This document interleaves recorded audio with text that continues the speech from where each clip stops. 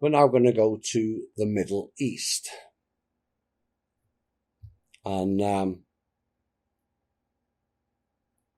was an email which I became aware of and was also sent to State of the Nation website, which was dated Monday, August the 3rd, the day before what happened in Lebanon. And it was by an experienced Russian investigator and also an Israeli research historian, which stated the following: attention. An Israeli citizen journalist recently explained that Israel is ready to start a war with two countries, Lebanon and Iran. The Israeli military is moving soldiers and tanks. Now, Prime Minister Benjamin Netanyahu is currently charged with 3 crimes, and he can be jailed soon if found guilty. And it is said he wants to start a new war, and instead of going to prison, he has hopes of becoming an Israeli hero messiah who would exterminate Hezbollah and other enemies of Israel. Now, whilst the validity of this is not confirmed, I thought it would put it out anyway and potentially warn other countries in that region to be on alert.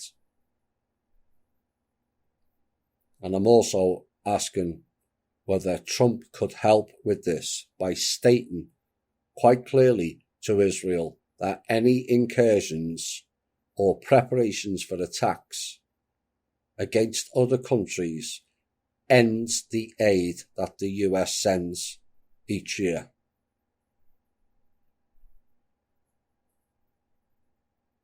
That's the American people's money. We do not want it used for killing people.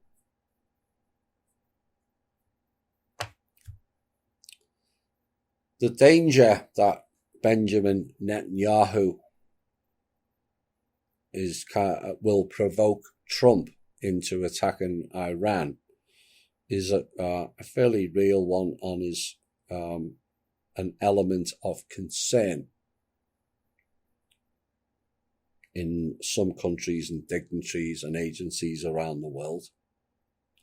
In fact, the risk of conflict can have increased this week because the new US Special Envoy for Iran is none other than Elliot Abrams, born in and born to yet again.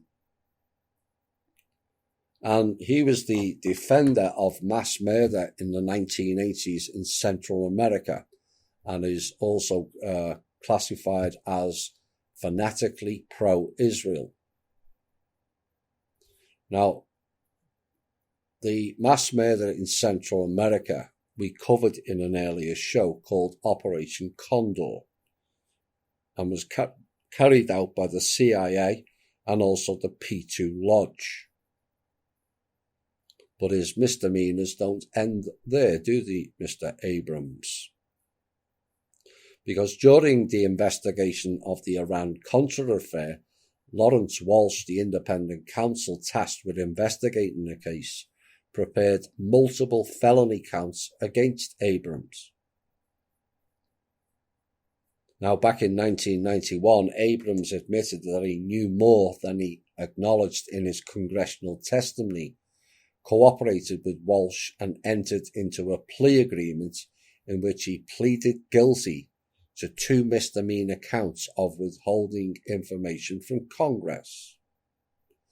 And for failing to cooperate, he should have faced felony charges of perjury over his congressional testimony. What happened next? Exactly the same as Comey. He was given a $50 fine for committing perjury and probation for two years and 100 hours of community service. And he thought that was bad enough. He was then pardoned by George Herbert Walker Bush in December of 1992.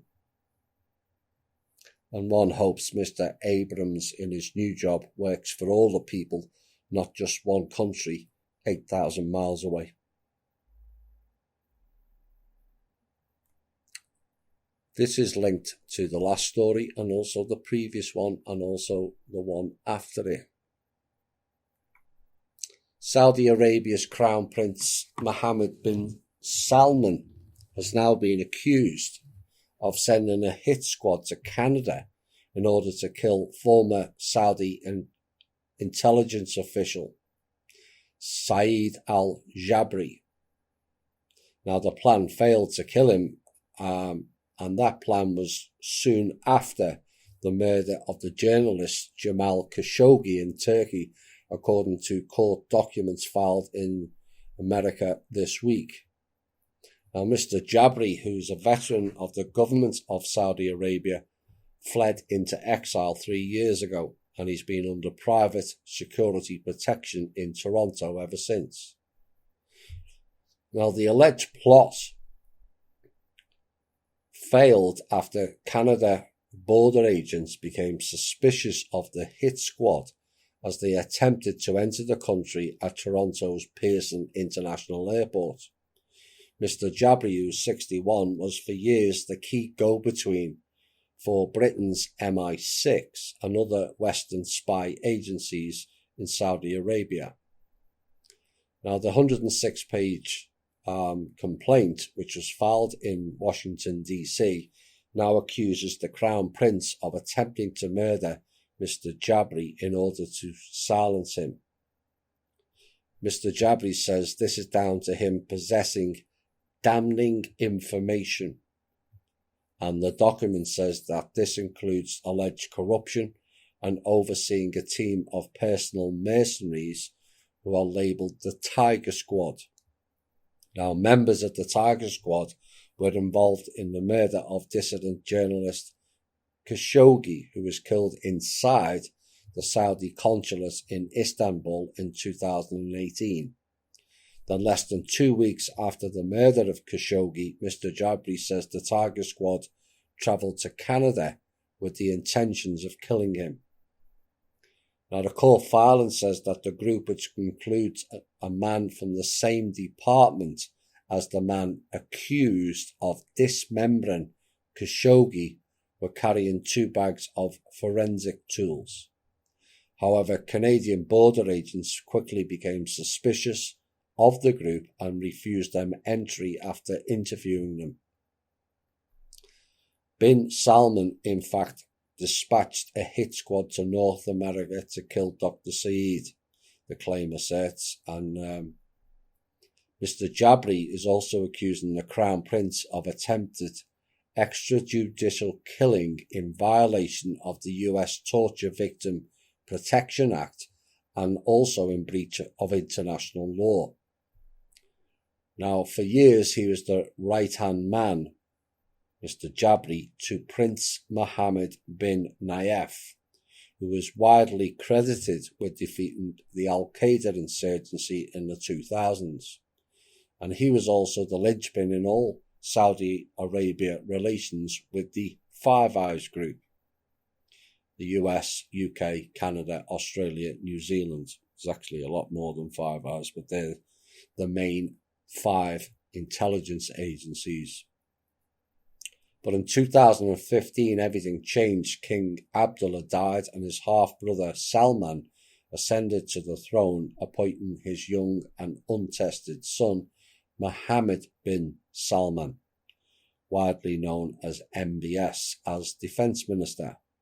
Now, in 2017, Mohammed bin Salman carried out a bloodless palace coup with his father's blessing, and he effectively usurped the next in line to the throne, Prince Mohammed bin Nayef, and becoming Crown Prince himself.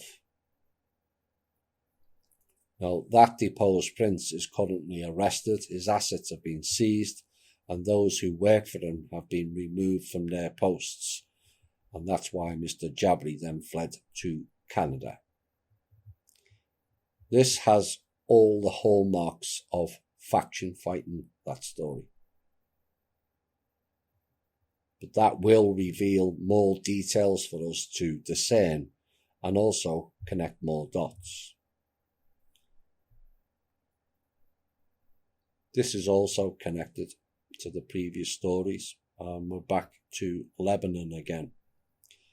Protesters have clashed with the Lebanese security forces at anti-government demonstrations in Beirut this week. Officers deployed tear gas on dozens of people near the parliament, and demonstrators were angered by Tuesday's devastating blast, which officials say was caused by a 2,750 tonne of ammonium nitrate stored unsafely since 2013. Now, many in Lebanon say government negligence led to the explosion, which killed at least 137 people and injured about 5,000 others. Now, the explosion destroyed entire districts in the capital, with homes and businesses all reduced to rubble. There are reports there are dozens of people still unaccounted for, and the state news agency says 16 people have been taken into custody as part of an investigation announced by the government this week. Now, since the disaster, 2 officials have resigned. MP Marwan Hamadeh stepped down on Wednesday, while Lebanon's ambassador to Jordan, Tracy Shamoun, stepped down on Thursday, saying the catastrophe showed the need for a change in leadership. And then it went on. Lebanon's entire government, after those 2 resignations, collapsed as officials have fallen on their swords over the colossal explosion that killed now 160 plus people. And the health minister Hamad Hassan confirmed that the government would resign following an emergency cabinet meeting on Monday amid allegations of corruption and negligence. Hassan also added that the Prime Minister Hassan Diab will head to the presidential palace to hand over the resignation in the name of all ministers. And speaking to reporters, Hassan said the whole government in Lebanon has now resigned. Now, President Michael Aoun accepted Diab's resignation and asked the government to stay on in a caretaker capacity until a new cabinet was formed. Now, rage has been mounting in Lebanon as rioting swept the streets of Beirut following the blast last week that has left 6,000 now injured and at least 300,000 people homeless. And it's now being confirmed that the horrific explosion was 1/5 the size of the nuclear bomb dropped on Hiroshima. 1/5. Can you imagine how bad that bomb was when it dropped, if that was 1/5? And it emerged that numerous officials, including Lebanese President Michael Aoun, knew about the stash of the ammonium nitrate which caused the disaster. Of course they did. And one hopes, personally, and this is my opinion, that this whole event was not to acquire regime change based on agency-based selections. I think you know where I'm going. Time will tell. But when you throw in the links announced today of Israel and the United Arab Emirates engaging and the dialogue ongoing, which is dependent upon Israel not extending or annexing more of the West Bank.